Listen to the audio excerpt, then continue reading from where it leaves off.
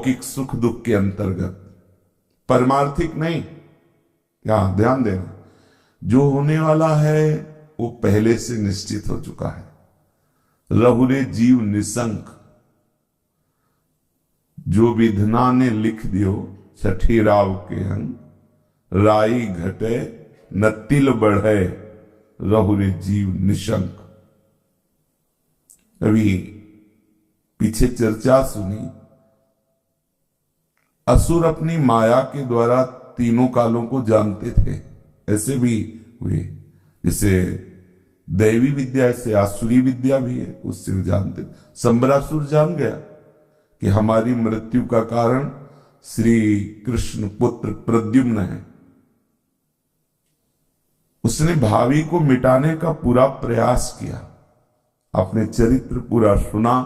क्या वो मिटा पाया? वहीं पहुंच गए प्रद्युम्न जी, वहीं पहुंच गए, उसके घर ही पहुंच गए। फेंका समुद्र में, कैसे पहुंच गए और उसका विनाश कर दिया। राई घटे न तिल बढ़े रहुरे जीव निशंक। हम इस बात पर निश्चिंत हो जाए। अगर कोई उस राई घटे और तिल बढ़े के सिद्धांत को काट सकता है तो वह हरि चरणों का आश्रय, दूसरा नहीं। और वो हमने ले लिया। अब हम उधर की चिंता क्या करें? जो होना है वो निश्चित हो चुका है। एक बात निश्चित नहीं है, भगवत प्राप्ति। ये किसी पुण्य प्रारब्ध से, पूर्व प्रारब्ध से, सुकृतों के द्वारा नहीं होती कि पीछे सुकृत किए तो अब हमारे प्रारब्ध में है भगवत प्राप्ति, अब हम जो चाहे करें, प्रारब्ध में भगवत प्राप्ति है तो हो ही जाएगी। ऐसा जैसे इस समय वर्तमान में हम सत्कर्म कर रहे हैं, इसका परिणाम है आनंद, सुख, लेकिन भोग रहे दुख। क्यों? क्योंकि हमारे प्रारब्ध में है। पूर्व में कोई ऐसे पाप हो जाते हैं, जाने में अनजाने में, जो भी जैसा। आज ज्ञान का विकास हुआ है, कल तो नहीं था ना। हो सकता है कल कोई ऐसा पाप हो गया हो, वो परिणाम देने के लिए आज जब प्रकट हुआ तो प्रारब्ध वही है और वो दंड दे रहा है।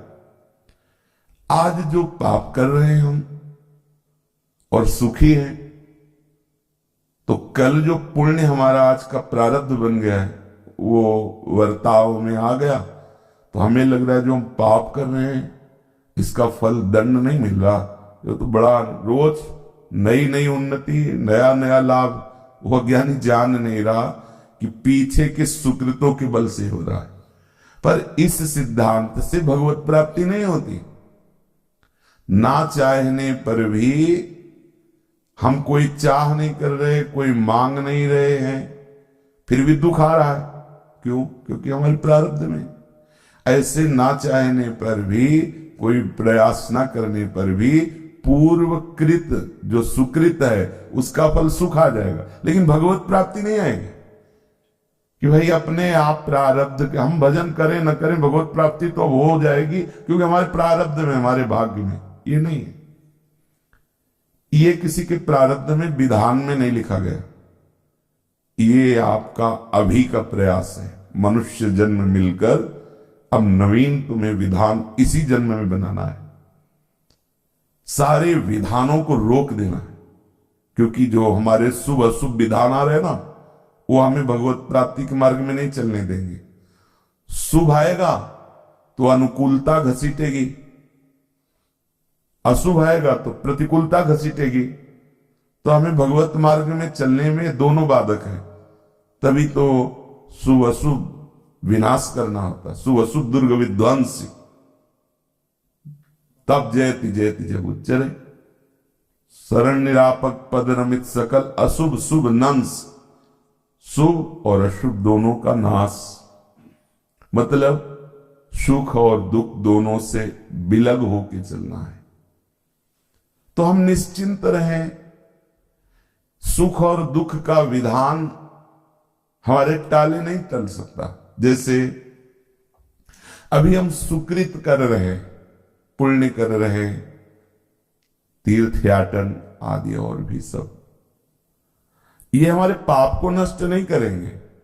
समझना, पुण्य अलग बैंक है, पाप अलग बैंक, वो जमा हो रहा है। यदि आप चाहेंगे, जैसे कोई इसका ज्ञान ही नहीं रखता, दान पुण्य तीर्थयाटन ये सब कर रहा है, तो उसका वो जमा हो रहा है, लेकिन जो दुष्कृत कर रहा है वो उसका जमा हो रहा है, और दोनों का परिणाम उसको भोगना पड़ेगा। अब एक है सत्संगी, वो जान गया कि पुण्य और सुकृत के बल से हम पापों का नाश करके आगे बढ़ सकते हैं।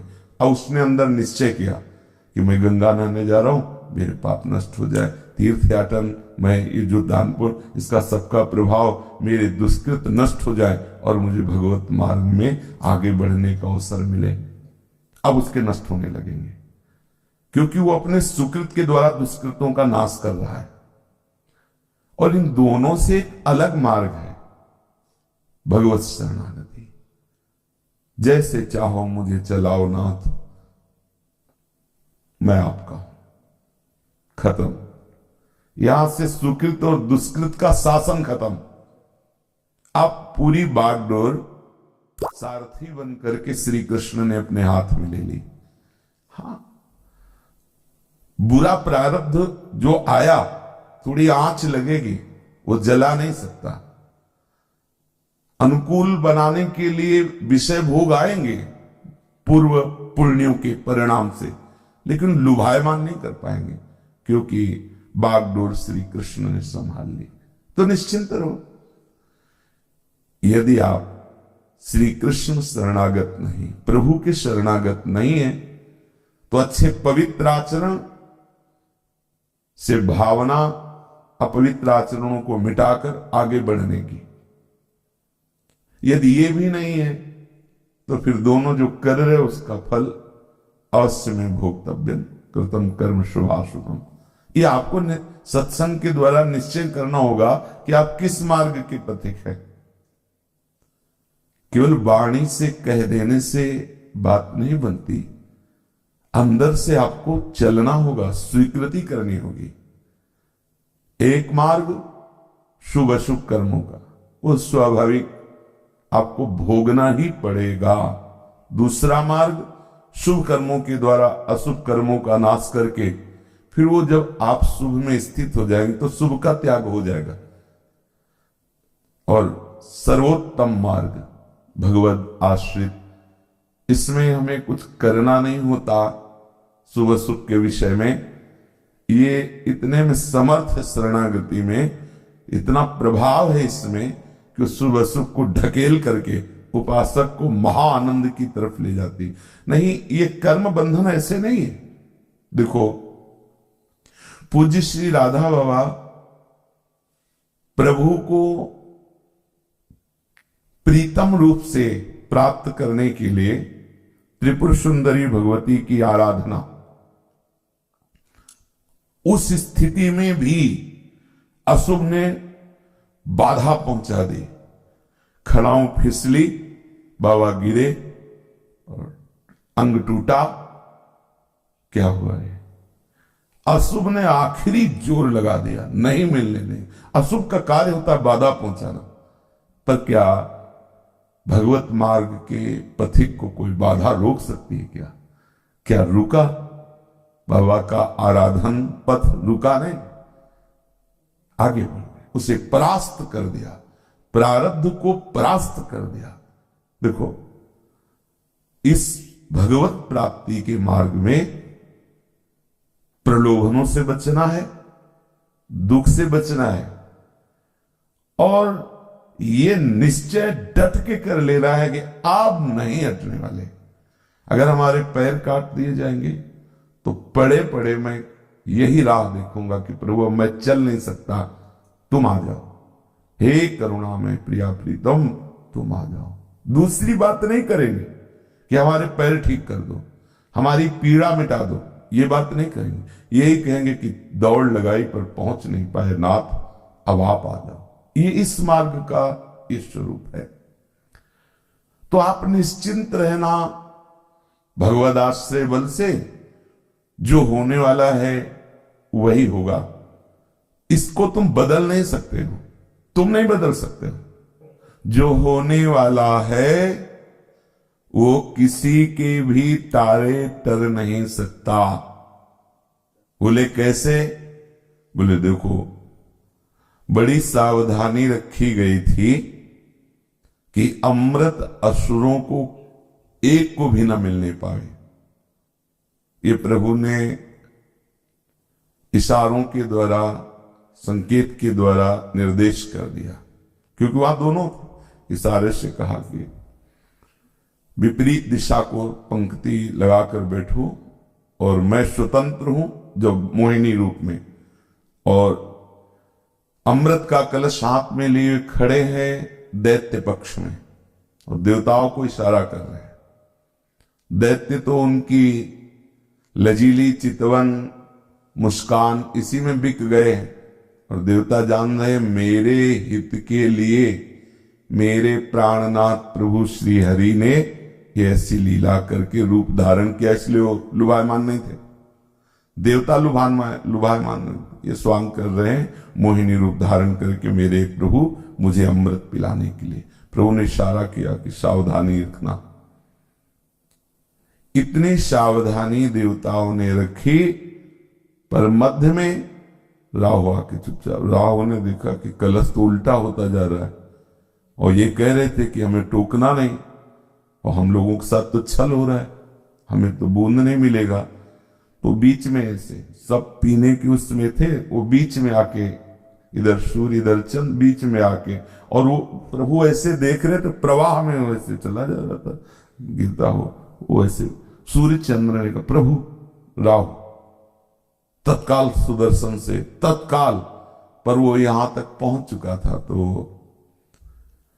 बोले देखो भाभी, अब वो अमर हो गया ना, आज भी कहां राहु और कहां सूर्य चंद्र, लेकिन आज भी ग्रहण पड़ता है, कोई रोक नहीं पाए। वो वैर मान करके ग्रहण पड़ता है। बोले भाभी को कैसे कोई मेट सकता है? दूसरी बात करें, कोई जोग लगन में कमी हो गई थी, इसीलिए ये भारी विपत्ति आ रही। तो वे त्रिकालज्ञ उपरोहित श्री वशिष्ठ जी महाराज बहुत शोध करके लगन रखी। त्रिकालज्ञ वर्तमान भूत भविष्य तीनों के ज्ञाता हैं। दशरथ जी ने उपरोहित पद पर उनका वर्ण किया है। वशिष्ठ जैसा उपरोहित, विचार में कोई कमी नहीं, खूब रच के लगन ग्रह नक्षत्रवार तिथि सब संयोग बैठाया। क्या हुआ? महाराज दशरथ का मरण हुआ। हेतु क्या हुआ? प्रभु का वनवास।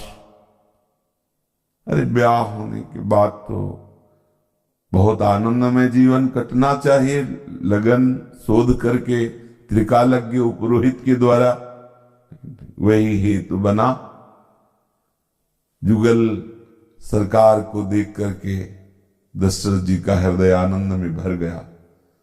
बस हमारे जीवन का परम लाभ हो गया।